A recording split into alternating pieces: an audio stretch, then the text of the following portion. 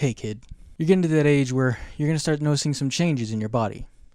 You're going to start maybe growing hair in places, growing pimples, but don't worry. This time is very essential for you. It's your body getting ready for love. What do a man and a woman do when they love each other? What's the most sacred form of showing each other love? Well, when a man and a woman love each other very much, they'll get into bed, maybe take off their clothes, and the man will put his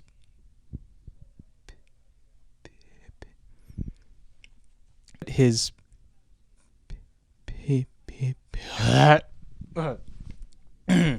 just kind of awkward talking to this about this to you. The man will put his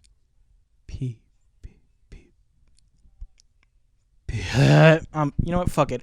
I'm just gonna let the school talk to you about it. Fuck this shit. Now, wasn't that awkward? Now, don't you think it would be so much better if you had an old Irish lady give you that talk? Yeah, me neither. So I found this video through a couple of YouTubers. I've been seeing this going around. I saw Jacksepticeye make a video about it, and I saw Eddie Burbeck briefly talk about it. And I just thought it was hilarious, so I wanted to talk about it. Just show you guys and make fun of it, and it's hilarious. It's this old Catholic Irish lady teaching sex ed. I believe it's from the 80s, but without further ado, let's just get into it.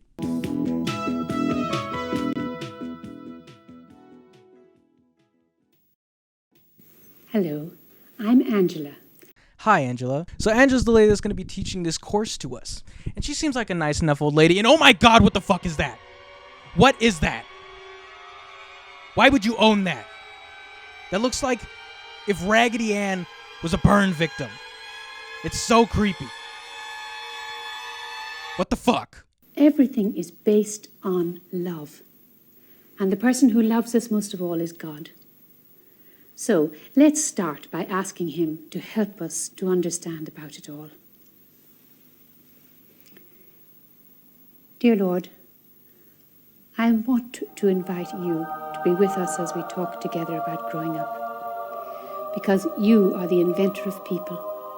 You are the one best able to understand us and help us to understand and love one another.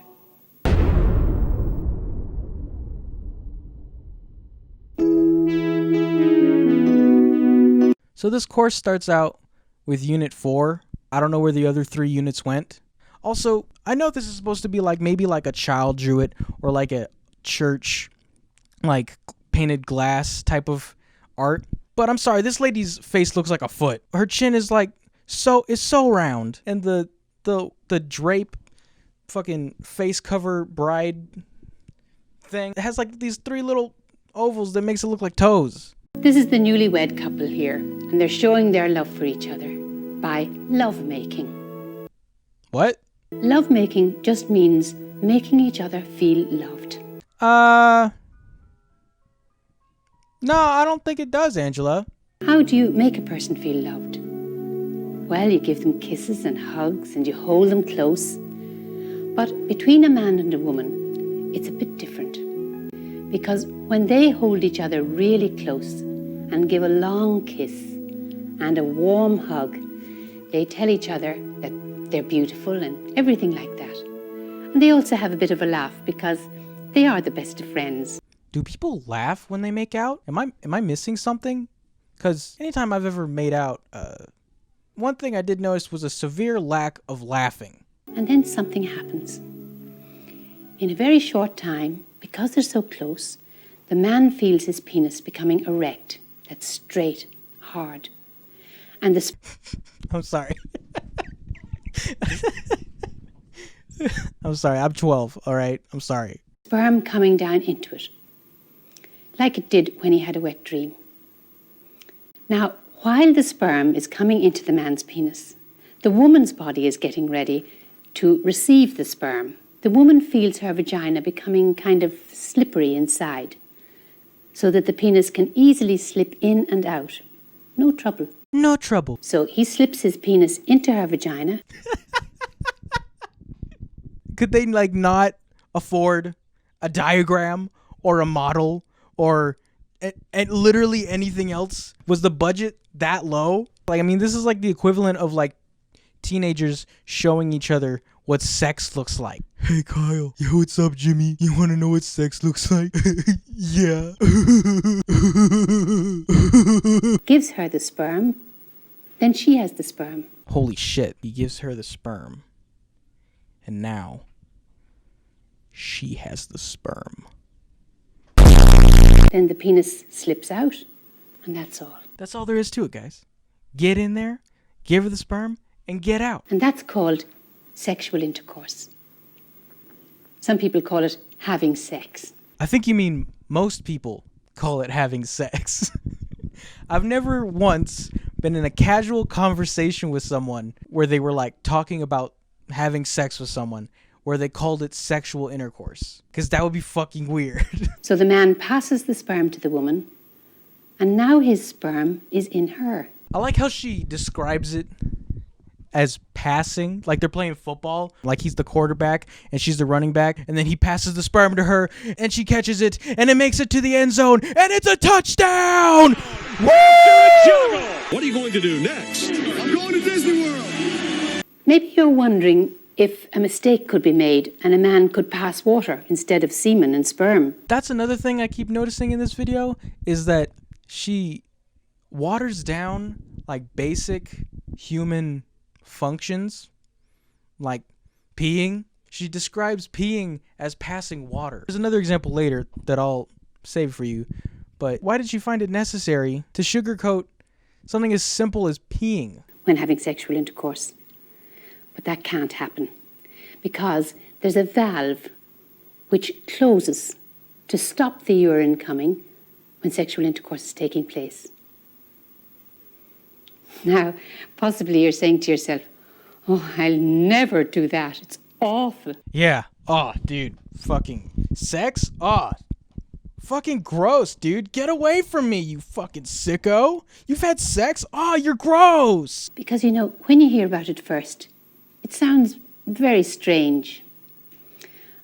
But God has made it really lovely, an exciting and pleasant feeling.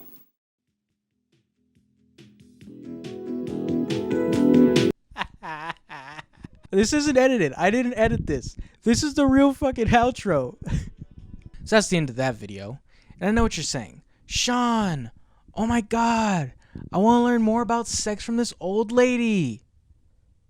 But don't worry, because there's a part 2.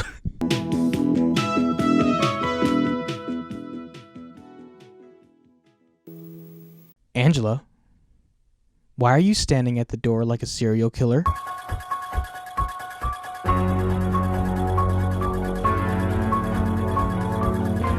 In the last lesson, you'll remember I spoke to you about your heart growing up.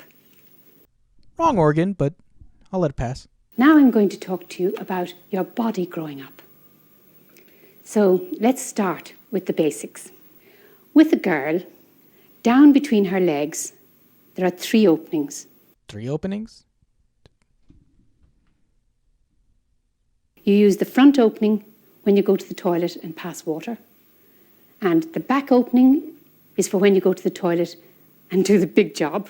The big job. Of course, the back opening is for when you go to do the big job. This is what I'm talking about how she just completely sugarcoats normal bodily functions. She calls peeing, passing water, she calls taking a shit the big job. For any sexual education teachers out there that are concerned about maybe making the children laugh or that they won't take you seriously, so you're thinking of maybe phrasing things in a different way, just fucking say it. Because it's already awkward and funny enough to kids that there's someone standing in front of them throwing around words like penis and vagina willy-nilly. So just say poop and just say pee. It'll make all of our lives a whole lot easier. And there's a center opening between those 2, which is called the vagina. Oh, the vagina's the 3rd opening. Yeah. Yeah, I knew that. I knew the vagina was the 3rd opening. I knew that. Today, we're going to look at the boys. Do you like that? No, Angela. I don't think I do. Especially not in the extremely creepy way that you phrased that. Take that phrase into any other context except this and see just how creepy that would be. Today, we're going to look at the boys. Do you like that? Today we are going to be looking at the boys. Do you like that? Unlike Whoa, Jesus Christ, lady. Or should I say, Jesus. I'm definitely going to have to blur this out. Why can you afford a diagram or a picture, whatever you want to call this, of male body parts, but not of the female body parts? they have the penis, which is like a little tube. And some people call the penis funny names like John Willie or something, but we'll call it its real name, penis. Nope, no one calls it that. I can say for a fact, no one has ever, even once in the entire history of man, called their penis John Willie. I can say that for a fact. In fact, here's a short list of names you can give your penis other than John Willie.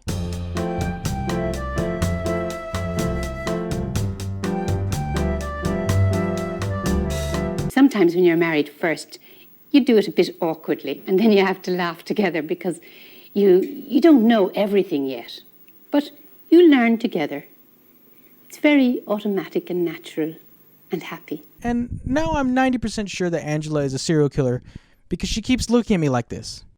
The couple might try it in a different position, and one might say to the other, "Oh, that's a much better way. That's much more comfortable." Hey, do you like that? No, honestly, it's kind of uncomfortable. Can we try a different position? Oh, yeah, sure. Oh, that's a much better way. That's much more comfortable. When you hear about it first, it sounds very strange. But God has made it really lovely, an exciting and pleasant feeling. Is it just me, or is this music really dramatic? When you're joined together like one person and you love each other so much, He has made it a really lovely feeling. I mean, supposing God made it an awful feeling, then nobody'd do it. That's actually a fair point. I gotta say that. The main reason that most people have sex is because it feels good. You know, the average guy would jump at the opportunity to have sex with a girl. But I'd be damned if the hottest chick in the world asked me to have sex with her. But I knew for a fact that inside her cooch was 1,000 pairs of razor-sharp teeth. I ought to say, I think I'd think twice. And then we wouldn't have any babies.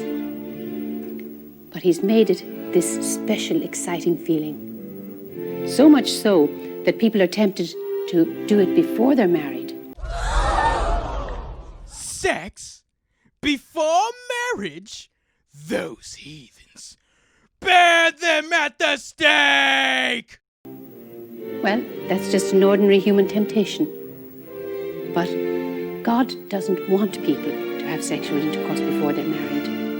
And you remember He's the inventor, and He knows what's best.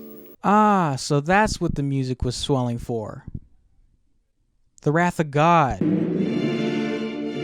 And of course we get the classic outro. And that's it, ladies and gentlemen. I just wanted to share this with you and make fun of it a little bit. I really hope this was somewhat entertaining for you, and I really hope that I was at least somewhat funny. And I guess that's it. And just remember, if you have sex before you're married, you'll burn in the fires of hell forever.